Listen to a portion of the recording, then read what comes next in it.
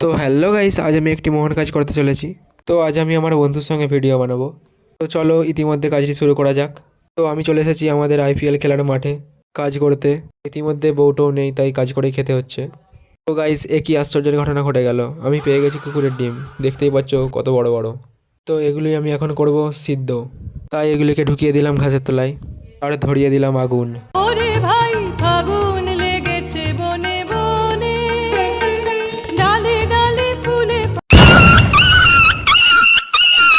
তো গাইস, একই সর্বনাশ হয়ে গেল। তারপরে দেখি একটা কুকুরের ডিমও সিদ্ধ হয়নি, কিন্তু লেউলের ডিমটা সিদ্ধ হয়েই গেছে। তারপর সন্ধে হতে না হতেই আমি আমার আইফোন থেকে ডার্লিংকে ফোন লাগিয়ে দিলাম, আর ডার্লিং বললো যে আমার সঙ্গে আর সম্পর্ক রাখবে না। তাই সেই দুঃখে আর কি করব, তাই একটু নেচেই নিলাম। ভালোবাসা কেন এত অসহায়, বুকে প্রেম মনে আশা নিভে যায়।